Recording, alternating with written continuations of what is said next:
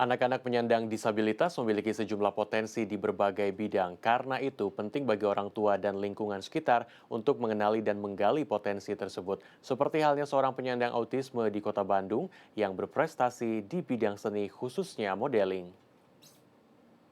Hanifa Yusriah Baihaki tampak seperti remaja pada umumnya. Namun gadis 16 tahun ini merupakan penyandang autisme. Anak sematawayang pasangan Sri Hastuti dan Yunus Baihaki ini mulai menunjukkan autisme sejak usia 4 tahun. Sebagai ibu yang melahirkan, Sri Hastuti awalnya sempat menolak takdir. Namun sekarang sudah berdamai dengan keadaan dan merawat Hanifa dengan penuh sabar. Walau anaknya menyandang autisme, terselip bakat yang dimiliki, yaitu tertarik pada dunia modeling. Hastuti pun mendukung dan mengarahkan apa yang digeluti Hanifa. Awalnya Hanifa mengikuti di dunia modeling itu di usia 9 tahun. Nifa sendiri, saya awalnya memang tidak mengerti apa yang Nifa inginkan, tapi Nifa itu punya kebiasaan mengatur baju sendiri, memadu padankan warna gitu kan. Terus Ambu itu bajunya kurang cocok deh gitu kan sama kerudungnya gitu. Jadi memainkan warna baju dan kerudung yang saya pakai, Nifa protes gitu. Bahkan selama berkecimpung di dunia modeling, Hanifa sudah terlibat beberapa event besar. Tidak hanya di Kota Bandung, tetapi juga Jakarta, Bogor hingga Jember Fashion Carnaval. Pencapaian terbesarnya adalah saat menjadi model catwalk terbaik dalam Festival Batik Nasional di Jakarta pada 2021 lalu. Kepiawaian Hanifa di dunia modeling semakin matang saat setahun terakhir bergabung ke Sanggar Modeling. Setiap Sabtu dan Minggu, Hanifa semangat berlatih.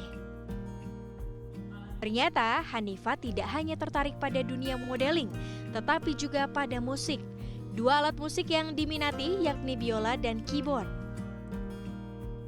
Kalau Hanifa sendiri, karena Hanifa memang sukanya di musik, jadi aku tidak pernah memaksakan Hanifa untuk masuk ke SMA atau ke sekolah yang memang di akademik, karena aku sadar sendiri Hanifa mempunyai kekurangan dan kelebihannya. Pas begitu Nifa menginginkan sekolah di musik, ya saya sebagai orang tua, saya sebagai orang ibu, saya mensupport dan mendukung apa yang Hanifa inginkan gitu. Ketertarikan Hanifa pada musik membuatnya diterima di Sekolah Menengah Kejuruan Negeri Bidang Seni dan Industri Kreatif SMKN 10 Bandung. Kini Hanifa duduk di kelas 10 jurusan Seni Musik.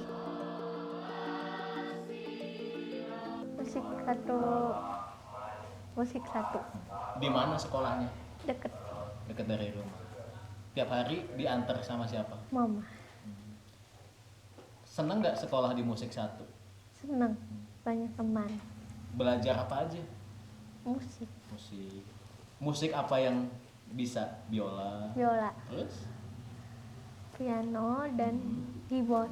SMKN 10 Bandung memiliki kuota 3% untuk jalur afirmasi anak berkebutuhan khusus. Kini hanya ada satu peserta didik penyandang disabilitas di sekolah ini, yaitu Hanifa. Meski menyandang autisme, dalam aktivitas sehari-hari, Hanifa diperlakukan seperti anak-anak normal seusianya. Hal ini semata-mata agar Hanifa kelak bisa mandiri. Di sekolah pun, Hanifa tak kesulitan berbaur dengan teman-teman sebayanya. Saat ini Hanifa masih belum bisa membaca dan menulis, namun Hanifa memiliki daya ingat yang kuat. Hal itulah yang membuat sekolah memiliki standar yang berbeda soal penilaian terhadap Hanifa.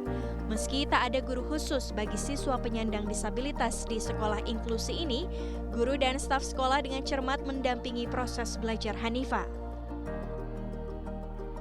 Untuk Hanifa dan peserta didik ABK lainnya, syukur alhamdulillah mereka tidak ada hambatan dalam beradaptasi, berteman dengan peserta didik yang bukan disabilitas.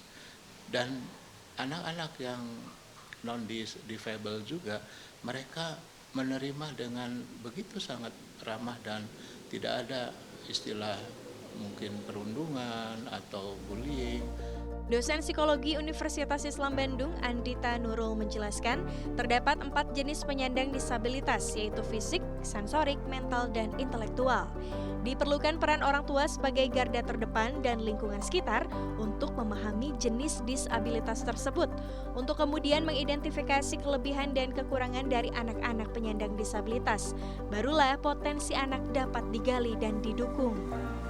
Kita masukin nih anaknya di semua kegiatan, kita coba-coba aja semuanya, mana yang anaknya suka, mana yang anaknya bertahan, mana yang anaknya responnya positif.